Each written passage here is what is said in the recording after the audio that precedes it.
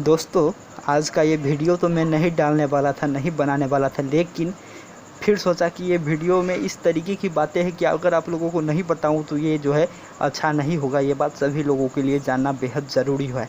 जैसा कि आप लोगों को पता होगा कि बॉलीवुड में अभी सुशांत सिंह राजपूत का निधन का मामला ज़ोरों से चल रहा है और हर मीडिया लगातार इसी बात को कवरेज करती है, दिन हो, रात हो, सुबह हो, शाम हो, हर वक्त।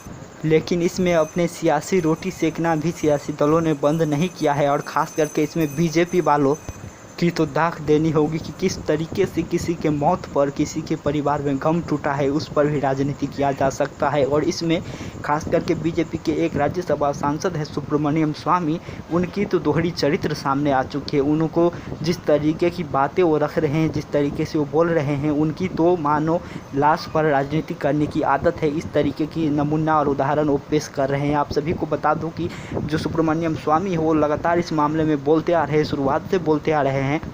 और जब आप लोगों को पता होगा कि सीबीआई, एनसीबी और ईडी जांच कर रही थी, तब लगातार उनके घरों से, यानी कि जो उनके दफ्तर है वहां से लगातार सबूतें लीक हो रही थी, व्हाट्सएप चैट लीक हो रही थी और फ़ोन कॉल्स की डिटेल्स लीक हो रही थी और तमाम दस्तावेज लीक हो रही थी।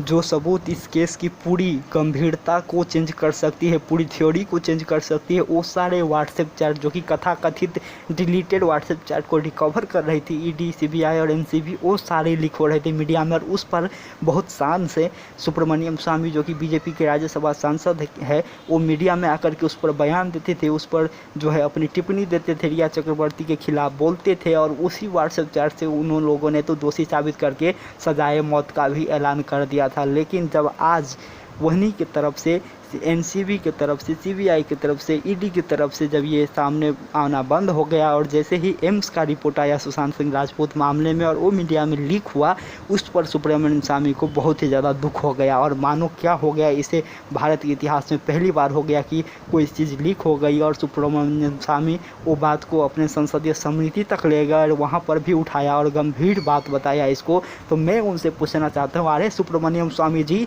जब वो व्हाट्सएप चैट लीक हो रही थी तब क्या आपके मुंह में दही जम गए थे?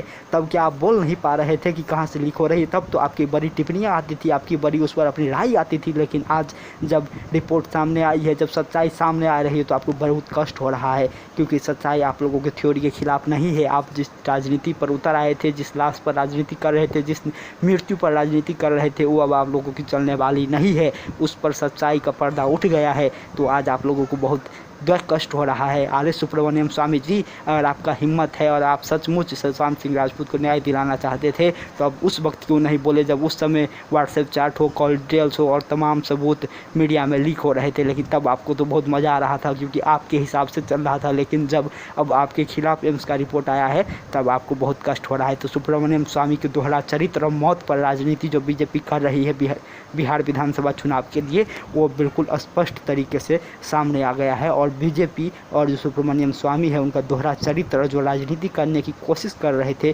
सुशांत सिंह के मौत पर, अब वो कहीं ना कहीं ख़त्म होता हुआ नज़र आ रहा है, क्योंकि उनका एक एक झूठ का अब जो है खंडन हो रहा है और सच्चाई जो इस मामले में है वो सामने आ रही है। तो सुब्रमण्यम स्वामी को आज कानून की दुहाई याद आ रही है, आज उनको कहाँ से लीक हो रही है ये सवाल आज याद रहे हैं। लेकिन जब वही लीक पर खुद बयान देते थे, तब उनको ये बात शायद याद नहीं आती थी। तो इस पर आपका क्या है कहना, हमें कमेंट करके ज़रूर भेजिएगा।